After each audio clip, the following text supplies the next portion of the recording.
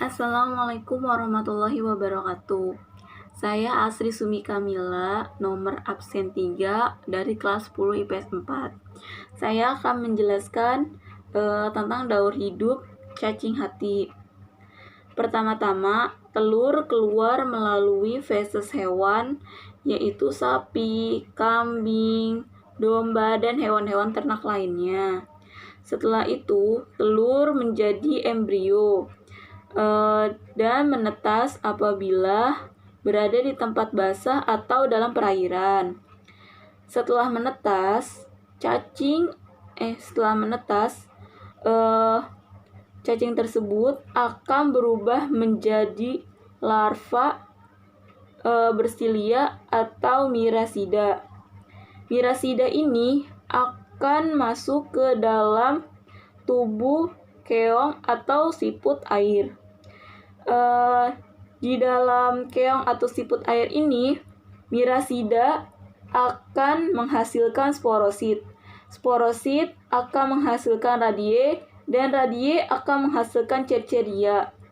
Cerceria ini bergerak bebas dan keluar untuk menempel pada tumbuhan air.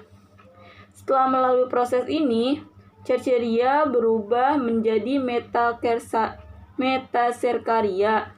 Nah, metaserkaria ini akan menempel pada tumbuhan air yang akan dimakan oleh sapi, kambing, dan manusia. Setelah dimakan oleh manusia dan masuk ke dalam rongga tubuh, cacing tersebut akan tumbuh dan berkembang biak menjadi cacing muda. Setelah itu menjadi cacing dewasa. Setelah itu cacing tersebut bermigrasi cacing itu bermigrasi ke dalam empedu pada hati manusia. Setelah itu bermigrasi untuk menghasilkan daur hidup yang baru. Setelah bertelur, cacing tersebut akan keluar melalui saluran pencernaan manusia dan berakhir pada feses atau kotoran. Setelah itu akan kembali lagi dan lagi, terus berulang-ulang.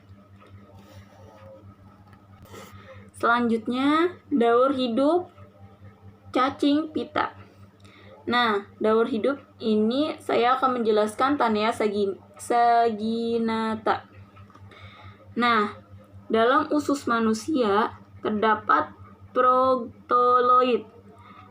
Proktoloid yang sudah masak ini akan mengandung sel telur yang telah dibuahi, atau yang disebut embrio. Telur yang berisi embrio ini akan keluar bersama feses manusia. Bila telur termakan oleh sapi dan sampai pada usus, akan tumbuh berkembang menjadi larva konsosfer. Larva konsosfer ini akan menembus usus dan masuk ke dalam pembuluh darah. Pembuluh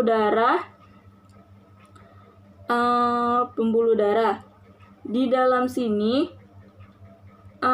akan menghasilkan kista, dan kemudian sampai ke otot lurik dan membentuk kista.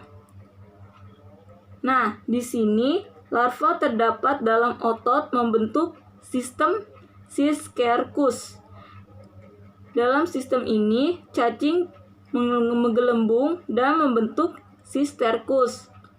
Setelah itu, apabila daging yang berisi larva cacing tersebut dimakan oleh manusia,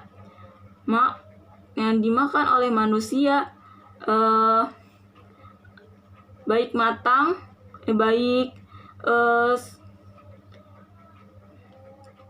manusia akan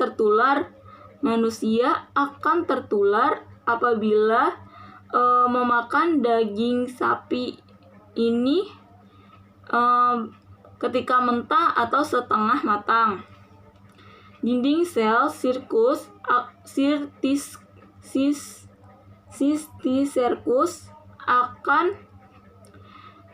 dicerna di lambung, sedangkan larval Zosteles menempel pada usus manusia.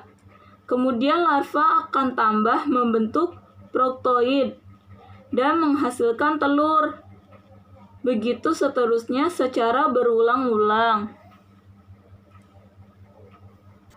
Nah, ini daur hidup cacing kremi.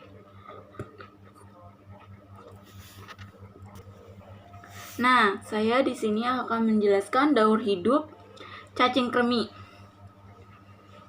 Pertama, telur cacing yang tertelan, larvanya akan menetas di usus 12 jari di sini nih. Dan tumbuh besar menjadi bentuk dewasa di usus yang besar ini nih, usus besar. Cacing betina yang hamil mengandung 11.000 sampai 15.000 telur yang akan berpindah sekitar anus. Untuk mengeluarkan telur-telurnya, mendapatkan di sekitar anus dan mendapatkan oksigen yang diperlukan untuk pertumbuhan larva. Proses perpindahan cacing akan menimbulkan sensasi gatal pada daerah sekitar anus. Keadaan ini sering terjadi pada malam hari, sehingga penderita sering terganggu tidurnya dan menjadi lemah. Sekian penjelasan saya. Kurang lebihnya mohon maaf. Wassalamualaikum warahmatullahi wabarakatuh.